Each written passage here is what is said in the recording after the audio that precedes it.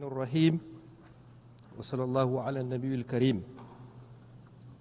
Excellences, Mesdames et Messieurs les chefs d'État et de gouvernement, Mesdames et Messieurs les chefs de délégation, Madame la Présidente, Mesdames et Messieurs, j'ai l'insigne honneur de vous délivrer au nom du peuple nigérien souverain les salutations et le message de son Excellence le général d'armée Abdrahmane Chani, président de la République du Niger, chef de l'État. Permettez-moi tout d'abord de vous adresser, Madame la Présidente, mes sincères félicitations pour votre élection à la présidence de cette 80e session de l'Assemblée générale des Nations unies. Le Niger vous assure de son plein soutien dans l'accomplissement de votre mission. Je tiens également à saluer l'engagement et le leadership de votre prédécesseur dans la conduite de la 79e session. Madame la Présidente, Messieurs, avant de rentrer dans le vif du sujet, je voudrais dire que le Niger soutient le discours prononcé au nom de la Confédération des États du Sahel à cette même tribune par mon frère et ami, son Excellence Abdoulaye Maïga, Premier ministre du Mali, hier, le 26 septembre 2025. Il a ainsi exprimé avec force les aspirations de notre Confédération et de son peuple au respect de notre souveraineté, à la défense de nos intérêts et à la coopération sincère avec tous les pays épris de paix et de justice. Madame la Présidente, Mesdames et Messieurs, je tiens solennellement à exprimer ici la volonté du peuple nigérien souverain, à travers son gouvernement, à entretenir des relations amicales et de coopération avec tous les gouvernements et des peuples épris de paix et de justice. Cela dans le respect des valeurs et principes définis par la Charte des Nations Unies de notre souveraineté et de nos intérêts. Comment d'ailleurs peut-il en être autrement quand on sait que tout au long de leur histoire, les peuples de l'espace nigérien et du Sahel en général, riches de leur grande diversité sociale et culturelle, ont toujours su puiser dans leurs valeurs ancestrales pour tisser des liens séculaires et coexister harmonieusement entre eux et avec leurs voisins. Parmi ces valeurs qui fondent notre lien social, notre unité et nos aspirations communes figurent en bonne place le brassage interethnique et la parenté à plaisanterie, le respect de l'altérité, la tolérance religieuse, la solidarité, la paix. Tout au long de notre histoire, nous avons renforcé le brassage entre les populations Hausa, Zerma, Peul, Touareg, Kanouri, Gourmanché, Toubou, Arabe, Boudouma. Ce brassage nous a permis de créer des liens de sang et des alliances indestructibles entre les Nigériens. Madame la Présidente, Mesdames et Messieurs, vous pouvez le constater aisément, le peuple nigérien, les peuples du Sahel, donc, ont une grande tradition de vivre ensemble dans la diversité, la solidarité, la paix et la cohésion.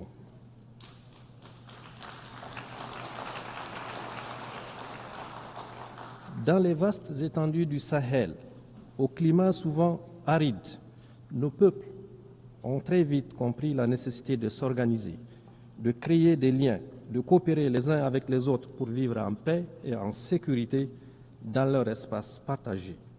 Ces peuples ont compris que se tenir ensemble et être solidaires n'est pas qu'une option pour être plus fort, mais la condition de leur survie. C'est pour cette raison précisément, que nous soutenons naturellement toute initiative allant dans le sens de la coopération et de la solidarité internationale pour atteindre nos objectifs communs de paix, de développement et de bien-être pour tous. C'est pour la même raison que nous élevons contre toute initiative et toute action qui sape les efforts de la communauté internationale pour assurer la paix et le développement. Fort de ces principes, les peuples nigériens condamnent sans réserve le génocide israélien à Gaza et apporte son soutien le plus fort à la création d'un État palestinien souverain. De même que le Niger condamne avec fermeté les agressions israéliennes contre l'Iran et le Qatar et s'insurge contre la banalisation de la violence en République démocratique du Congo, au Soudan et au Sahel, dans l'indifférence totale de la collectivité internationale, voire la complicité de certaines puissances étrangères au continent africain. Madame la Présidente, Mesdames et Messieurs, les acteurs directs intervenant à découvert dans les conflits ne sont pas les seuls responsables de l'insécurité et de l'incertitude que vit le monde aujourd'hui. En effet, le Niger tient à dénoncer également l'inaction de tous ceux qui ont les moyens d'agir en faveur de la vérité et de la paix. Le silence de ceux qui ont la voix porte l'indifférence des égoïstes qui sont prêts à déstabiliser des pays en toute une région pour leurs seuls intérêts. Le manque d'humanisme de ceux qui agissent sournoisement pour semer la mort chez les autres et la bêtise des traîtres à leur patrie et leur continent.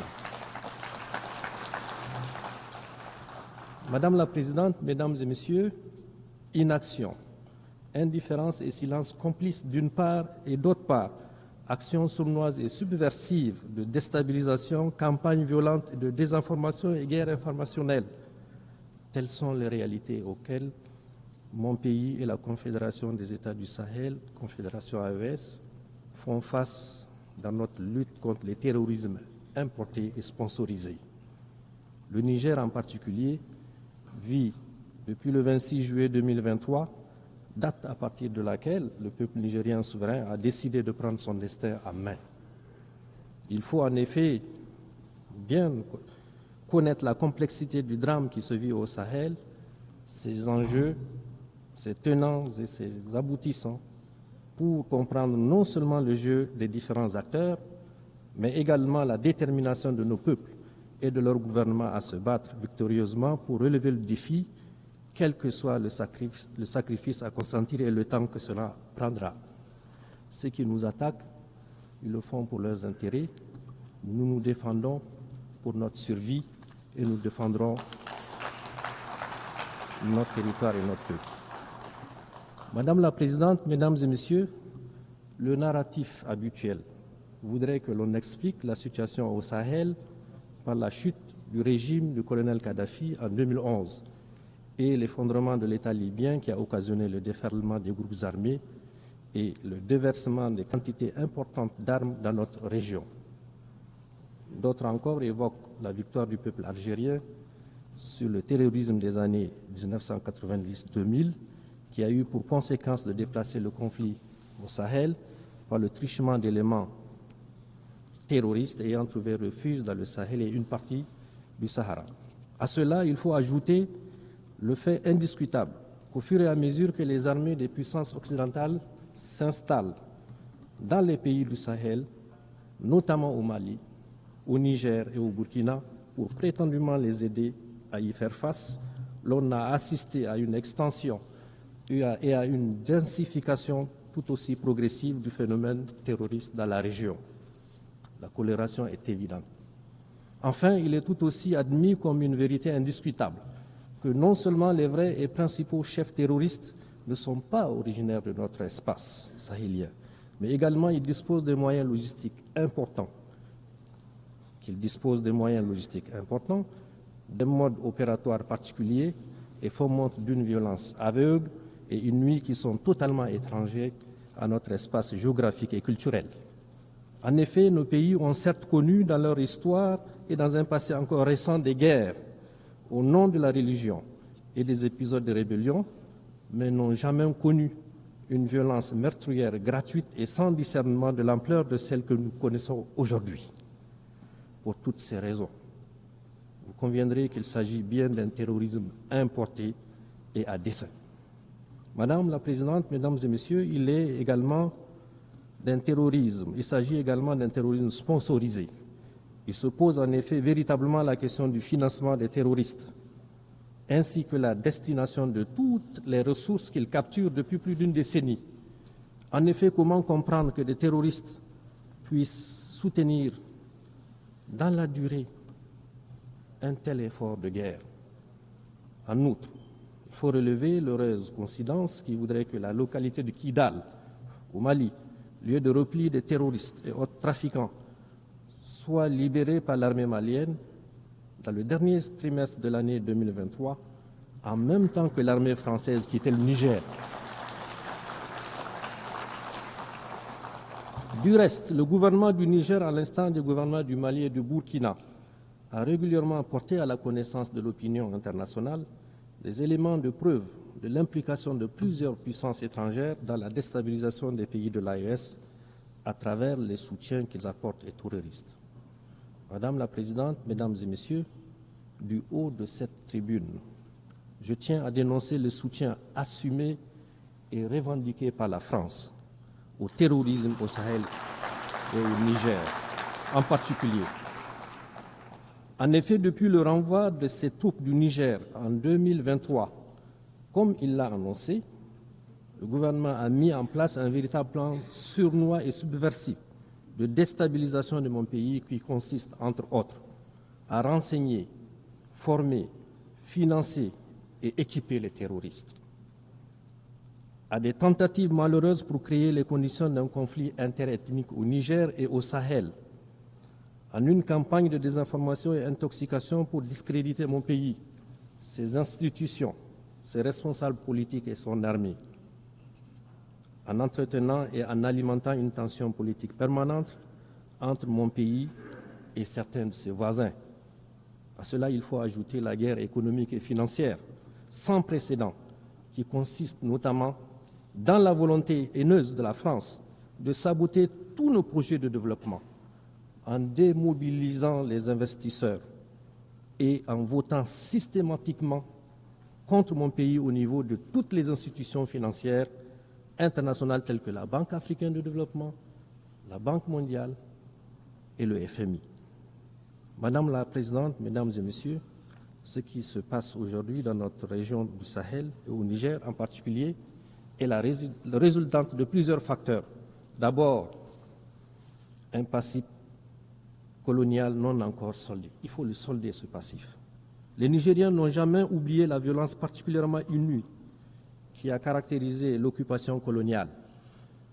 La tristement célèbre mission Voulet et Chanoine et d'autres expéditions militaires encore se sont distinguées par la mort et la torture à grande échelle qu'elles ont semées à Terra, il y a quelques années seulement, à Djoundjou, Douchi, Koni, Tessawa et à Zender, où un sultan même a été exécuté. Madame la Présidente, Mesdames et Messieurs, du haut de cette auguste tribune, mon pays, le Niger, s'adresse à la conscience du monde pour montrer du doigt cette force hostile qui, depuis le XIXe siècle, ne désarme pas et mène encore de nos jours une guerre totale contre mon pays, comme en témoigne l'assassinat le 27 novembre 2021 à Terra des jeunes manifestants par l'armée française et la menace d'intervention militaire de la CEDEAO instrumentalisée par la France. Il faut appeler les choses par leur nom.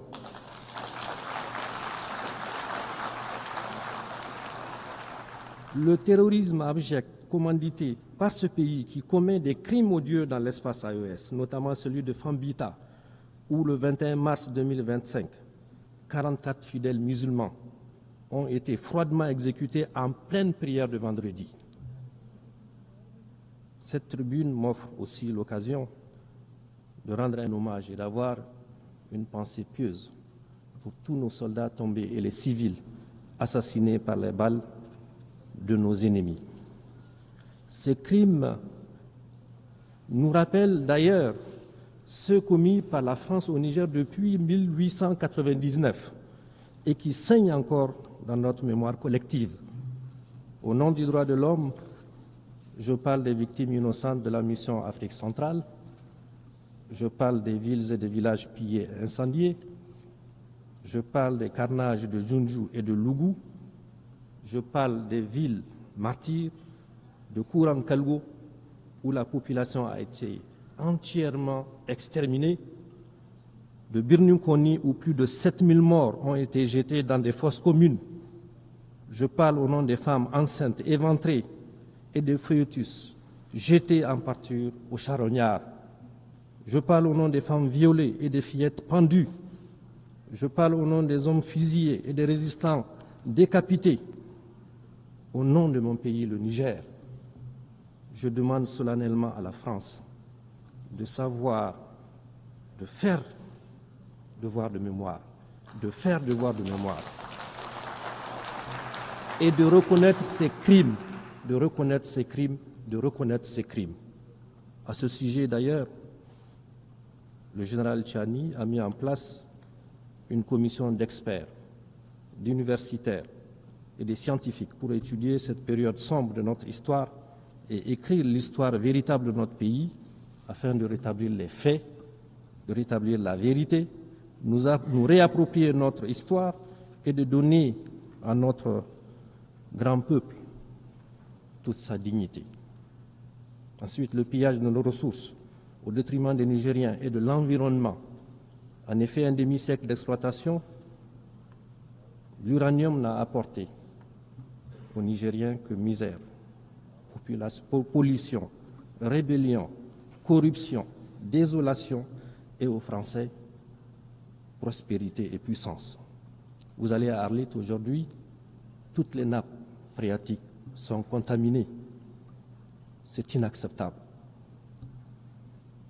Aussi, depuis l'avènement du Conseil national pour la sauvegarde de la patrie et la décision du gouvernement du Niger d'exercer sa souveraineté sur ses ressources, ce gouvernement, en désarroi, cherche à nous entraîner dans des procès interminables pour arrêter l'exploitation et la vente de notre minerai. Madame la Présidente, Mesdames et Messieurs, j'aimerais cependant dire avec force que loin de briser notre élan, l'adversité à laquelle nous faisons face a renforcé notre conviction, notre détermination à combattre jusqu'à la victoire finale, Inch'Allah, les terroristes et leurs sponsors.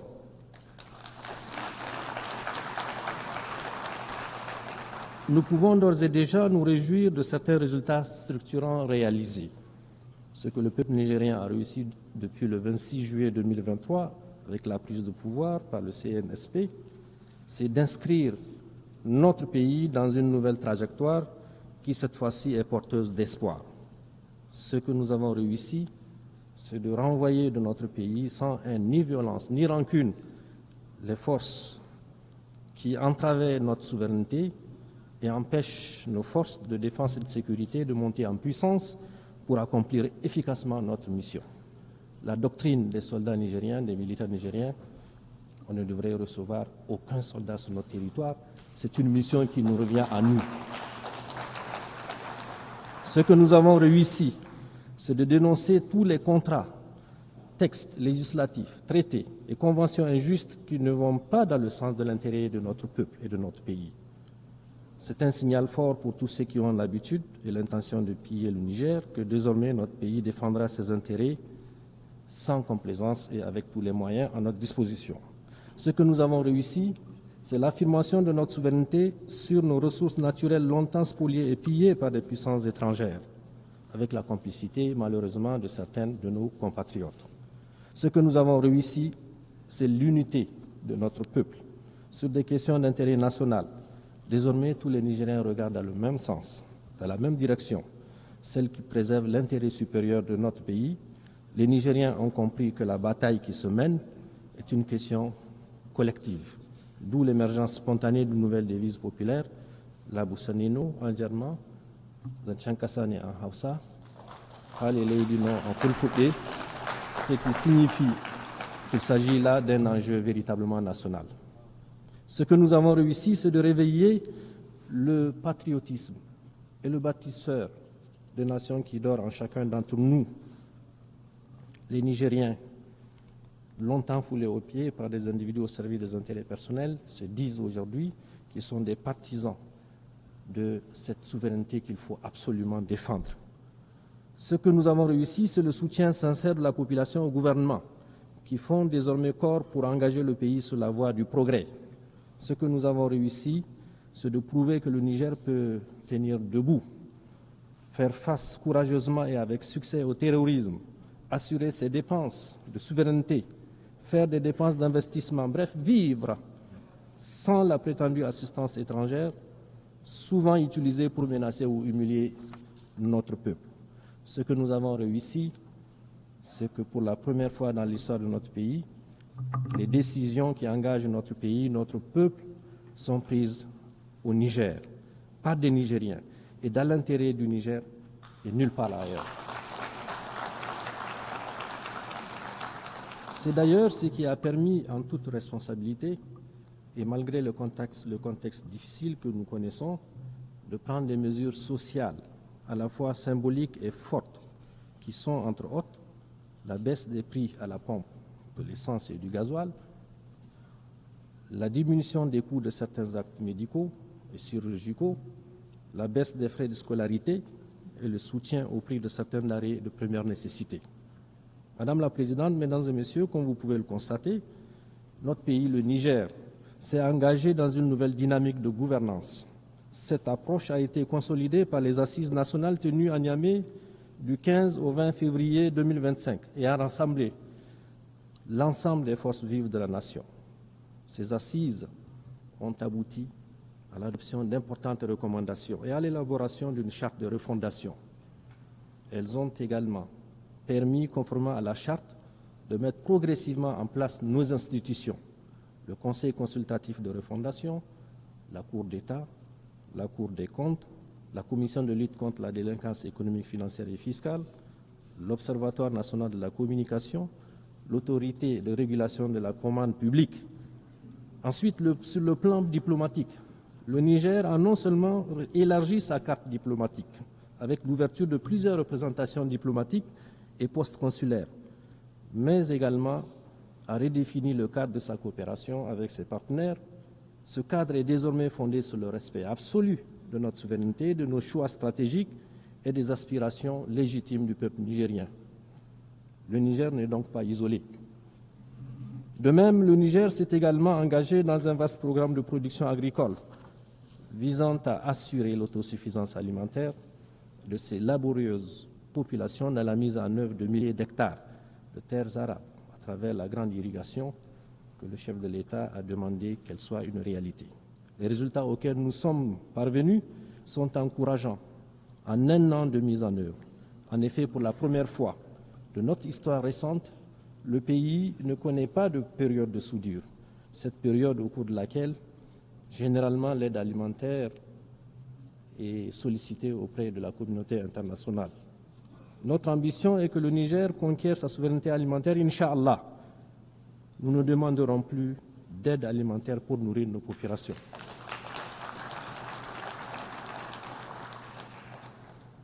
Au plan économique, malgré les sanctions iniques imposées au Niger et le blocus économique et financier, soutenu justement par ce pays, qui est la France, qui tente toujours de mettre en place un mécanisme pour bloquer, nous avons courageusement maintenu le cap des réformes macroéconomiques qui se sont traduites notamment par une inflation sous contrôle à moins 0,1% en fin août 2025 et escomptant une croissance économique en termes réels d'environ 7% sur la période 2025-2028.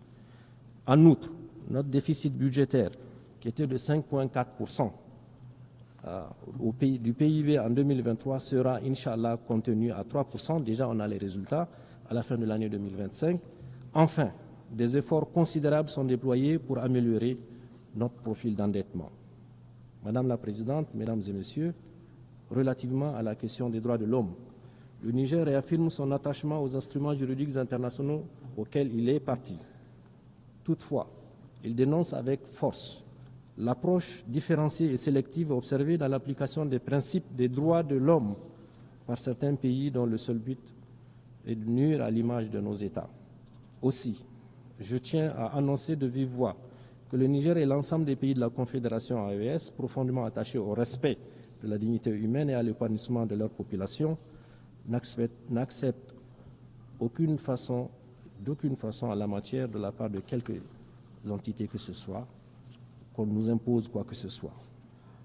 Face à ces défis sécuritaires, diplomatiques et de développement, Le Burkina, le Mali, le Niger ont pris la décision historique de créer une alliance stratégique qui est la Confédération des États du Sahel. Ceux qui m'ont précédé, mes frères du Burkina et du Mali, l'ont déjà dit. Cette alliance nous permettra certainement de mutualiser nos efforts dans le sens de renforcer notre sécurité, de faire en sorte que notre diplomatie qui fonctionne parfaitement bien, de produire des résultats et sur le plan du développement, d'avoir des projets structurants qui puissent répondre aux aspirations et aux besoins de nos populations. Dans ce cadre, comme je l'ai dit, nous coordonnons nos politiques et construisons ensemble notre avenir avec nos propres idées, nos propres moyens et sur des valeurs ancestrales, dans un espace qui sera, Inch'Allah, débarrassé de toute forme de menace.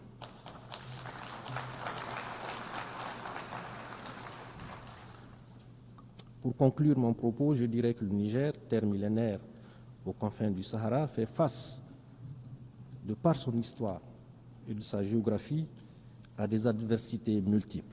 Il faut le dire, les effets du changement climatique, des sécheresses suivies des inondations qui rendent la vie de nos agriculteurs et éleveurs de plus en plus précaire, les défis de nos populations et le maintien d'une grande partie de notre jeunesse dans le besoin, malgré la richesse de notre sous-sol longtemps exploité par des puissances étrangères. Le terrorisme encouragé et financé par les puissances occidentales. Chaque fois que nous dénonçons les accords léoniens qu'ils faisaient signer pour continuer à exploiter nos ressources à leur guise. Ce terrorisme orchestré endeuille nos villes, vide nos campagnes et leurs forces vives. De leurs forces vives et en la terreur et prive nos populations rurales d'écoles et de soins médicaux. Mais le Niger, ensemble avec les deux autres pays, le Burkina et le Mali, sont en train de reconnaître, de renaître.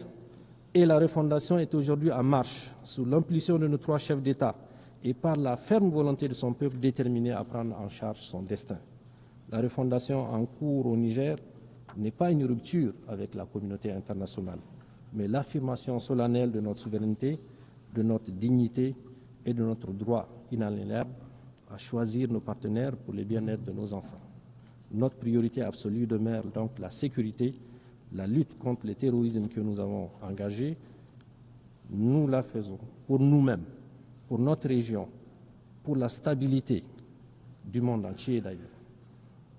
Car nous avons compris que nous ne pouvons compter que sur nos propres forces et non sur l'ONU. L'ONU impuissante, gênée par les droits de veto des pays occidentaux. Il faut que l'ONU se réforme. La refondation du Niger passe aussi par le progrès économique à travers une exploitation judicieuse et responsable de nos ressources naturelles immenses et variées. Nous avons décidé que ces richesses profitent davantage à notre peuple.